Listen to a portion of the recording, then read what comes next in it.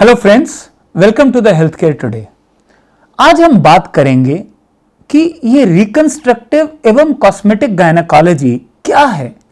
आजकल बहुत शोर मचा है पूरे विश्व में। कॉस्मेटिक गायनेकोलॉजिस्ट के पास जाना है, यूरो गायनेकोलॉजिस्ट के पास जाना चाहिए, रिकंस्ट्रक्टिव गायनेकोलॉजिस्ट के पास जाना चाहिए। पूरा विश्व रिकंस्ट्रक्टिव एवं कॉस्मेटिक गायनेकोलॉजिस्ट को ढूंढ रहा है और उनके पास अपना इलाज करवाने जाना चाह रहा है। और अब ये भारत में भी आ गया है, तो हमें पता होना चाहिए ये रिकंस्ट्रक्टिव एवं कॉस्मेटिक गायनेकोलॉजी है क्या। तो रिकंस्ट्रक्टिव एवं कॉस्मेटिक गायनेकोलॉजी की वो एक सुपर स्पेशलिटी ब्रांच है, जिसे कि सब स्पेशलिटी भी कहा जाता है, जो कि इंटीमेट हेल्थ इश्यूज जो हैं महिलाओं के, उनके बारे में चिंता करती है और इलाज करती है। बहुत लोगों ने सुना होगा यूरो गायनेकोलॉजी के बारे में कि यूरो गायनेकोलॉजी होती है जिसमें कि जो महिलाओं की पेशाब की तकलीफ होती है या यूरिन की प्रॉब्लम होती है, जिसमें कि यूरिन पे कंट्रोल नहीं रहता है, खांसी करने पे पेशाब निकल जाता है, हंसने पे पेशाब निकल जाता है, नीच आने पे पेशाब निकल जाता है, आपको कभी पेंटी लाइनर लगाने पड़ते हैं, यहाँ तक कि डायपर लगाने पड़ते हैं। आप लोगों को बाहर जाने में, हंसने में संकोच होता है कि पता नहीं कब मैं लीक ना कर जाऊं। और ऐसा हो जाता है कि कई बार तो जैसे एज बढ़ती है तो आप अकेले रह जाते हैं, क्योंकि आपका बार बार पेशाब निकलने से इतनी स्मेल आने लगती है आपके कमरे में कि कोई घर का परिवार का भी उस कमरे में नहीं आना चाहता। ये सब इश्यूज यूरो गायनेकोलॉजी डील करती है। यूरो गायनेकोलॉजिस्ट जो होते थे उनको इसमें निपुणता होती है कि वो इसको डील करें।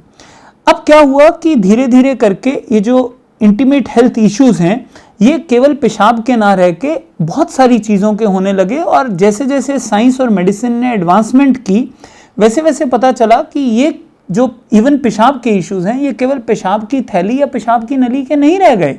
ये बाकी जो फीमेल मस्कुलेचर है, जो उसका हार्मोन्स का इफेक्ट होता है, जो बाकी इंटीग्रेटेड नर्वस इश्यूज हैं, उन सब से होते हैं।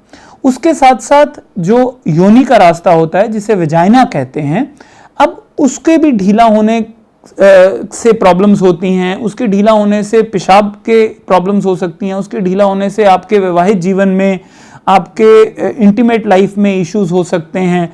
तो वो उन इश्यूज को सॉर्ट आउट करने के लिए हमें रिकंस्ट्रक्टिव और कॉस्मेटिक गायनेकोलॉजिस्ट की आवश्यकता पड़ी। मेडिसिन और साइंस ने एडवांसमेंट्स की और धीरे धीरे करके रिकंस्ट्रक्टिव और कॉस्मेटिक गायनेकोलॉजी मेडिकल साइंसेस की एक सुपर स्पेशलिटी बनी। और ये वो लोग हैं जो गायनेकोलॉजिस्ट से आगे, यानी जो एमडी या एमएस गायनेकोलॉजिस्ट होते हैं, उनसे आगे एक विशेष निपुणता लेते हैं, जिसे हम skill enhancement, knowledge gain, knowledge enhancement, additional certification कहते हैं। कि वो रिकंस्ट्रक्टिव और कॉस्मेटिक गायनेकोलॉजी में निपुणता लेते हैं कि जिससे महिलाओं के इन इंटीमेट हेल्थ इश्यूज की प्रॉब्लम्स को निपुणता से डील कर सकें।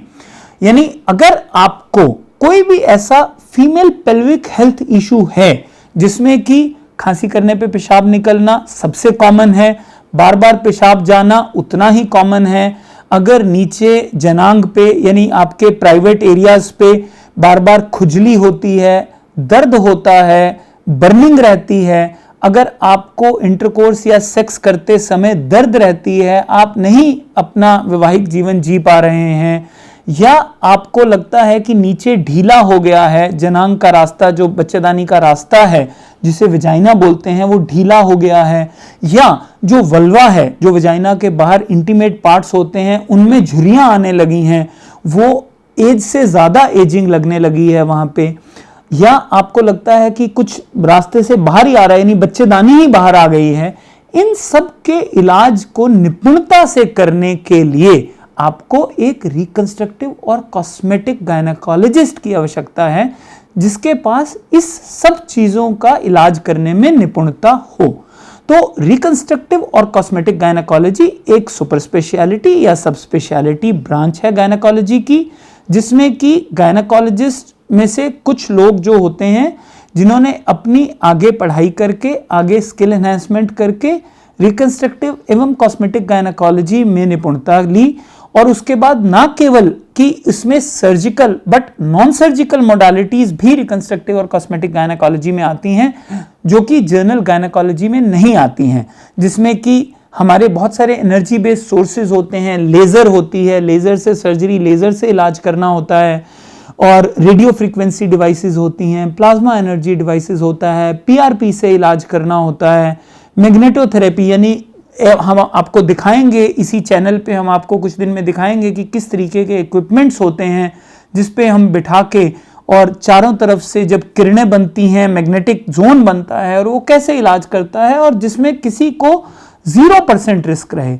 इसके साथ ही ये बात इंपॉर्टेंट है कि एक रिकंस्ट्रक्टिव एवं कॉस्मेटिक गायनेकोलॉजी ने इतनी निपुणता ली हो कि कौन सा लेजर यूज कर सकते हैं, इस पे हम फिर बात करेंगे। इसी चैनल पे मैं आपके समक्ष ये विषय रखूंगा और मैं आपसे बहुत अच्छी तरीके से इस बात को समक्ष रखूंगा कि कौन सा लेजर इस्तेमाल करना चाहिए, क्योंकि आजकल इसमें एक बहुत बड़ा कष्ट है कि कोई भी लेजर उठा के लोग कहते हैं हम रिकंस्ट्रक्टिव गायनेकोलॉजिस्ट बन गए। ऐसा नहीं है, बहुत सारे लेजर्स ऐसे हैं जो नुकसान कर सकते हैं। ऐसे लेजर हो, फायदा ना करें चलेगा, बट ऐसा लेजर कि जो नुकसान कर दे, ऐसा यूज करना बिल्कुल भी प्रतिबंधित है। परंतु इस सब के लिए एक निपुणता की, एक अच्छी नॉलेज की, एक पूरी लेजर फिजिक्स की जानकारी की आवश्यकता है, हर तरीके के इक्विपमेंट की जानकारी की आवश्यकता है।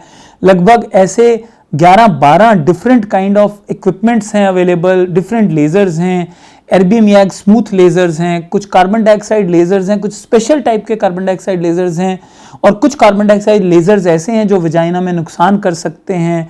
फिर उसके बाद रेडियो फ्रीक्वेंसी हैं, डिफरेंट टाइप्स की रेडियो फ्रीक्वेंसी डिवाइसेस हैं, मैग्नेटोथेरेपी डिवाइसेस हैं, डिफरेंट एफएमएस होता है, हाईफेम होता है। हम इन सब के बारे में धीरे धीरे करके बात करेंगे, पर इस सब में निपुणता के लिए आपको एक रिकंस्ट्रक्टिव और कॉस्मेटिक गायनेकोलॉजिस्ट ही चाहिए।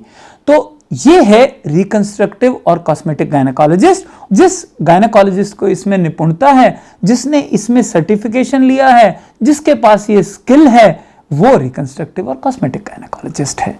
हम रखें आपका ख्याल।